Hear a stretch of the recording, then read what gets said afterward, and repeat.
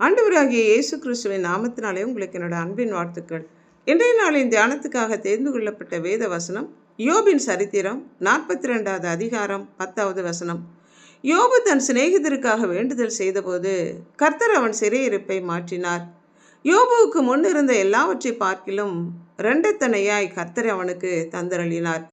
யோபுவுக்கு முன் இருந்த எல்லாவற்றை பார்க்கிலும் இரண்டத்தனையாய் கர்த்தர் அவனுக்கு தந்தருளி ஆசிர்வதித்தார். யோபு உத்தமனும் சன்மார்க்கனும் தேவனுக்கு பயந்து பொல்லாப்புக்கு விலகுகிறவனுமாயிருந்தான். தேவனே அவனை குறித்து சாட்சி கொடுத்து அவனைப் போல பூமியிலே ஒருவனும் இல்லை என்று கர்த்தர் சொன்னார்.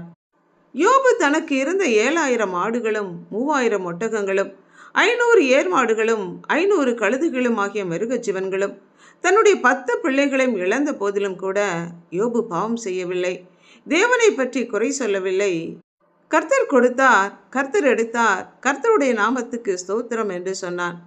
அவனுடைய சரீரம் உள்ளங்கால் தொடங்கி உச்சந்தலை மட்டும் கொடிய பருக்களினாலே பாதிக்கப்பட்ட போதிலும் கூட யோபு தன் உதடுகளினாலே பாவம் செய்யாதபடி தன்னை காத்து கொண்டான். தான் ஏன் இந்த பூமியிலே பிறந்தேன் என்று தன்னுடைய பிறந்த நாளை சபித்தான். தேவனை சந்தித்து தனக்கான நீதியை பெற்றுக்கொள்வேன் என்றும் தனக்காக தேவனிடம் பரிந்து பேச மத்தியஸ்தர் தனக்கு இல்லையே என்றும் புலம்பினான். ஆனாலும் தன் உதடுகளினால் பாவம் செய்யாதபடி தன் உத்தமத்தை காத்து கொண்டான், அதிலே நிலைத்திருந்தான். யோபுவுக்கு ஆறுதல் சொல்ல வந்த நண்பர்கள் யாவரும் அவன் தவறு செய்ததினாலே, பாவம் செய்ததினாலேயே தேவனாலே தண்டிக்கப்படுகிறான் என்று சொன்னார்கள். கர்த்தர் யோபுவின் நண்பர்களிடம், என் தாசனாகி யோபுவைப் போல நீங்கள் என்னை குறித்து நிதானமாக பேசவில்லை என்று சொல்லி, நீங்கள் உங்களுக்காக சர்வாங்க தகன பலிகளை செலுத்துங்கள். என் தாசனாகிய யோபு உங்களுக்காக வேண்டுதல் செய்வான். அவனுடைய முகத்தை பார்த்து ஜெபத்தை கேட்டு உங்களுடைய மதியனத்திற்கு தக்கதாக உங்களை நடத்தாதிருப்பேன் என்று கர்த்தர் சொன்னார்.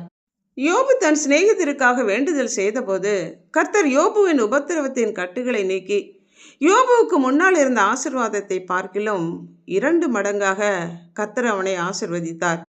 யோசேப்பின் சகோதரர்கள் தானியம் வாங்க எகிப்து தேசத்துக்கு வந்து தன் முன்னே நின்றபோது அவர்கள் தனக்கு செய்த தீமைக்கு தக்கபடி தண்டிக்காமல் அவர்களுக்கு வேண்டிய நன்மைகளை செய்து ஜீவரட்சணை செய்யும்படி கர்த்தர் அவர்களுக்கு முன்னே தன்னை அனுப்பினார் என்று சொல்லி மனதார அவர்களை மன்னித்து ஆசீர்வதித்ததன் மூலமாக கர்த்தர் யோசேப்புக்கு 2 மடங்கு சுதந்திரத்தை கட்டளையிட்டார்.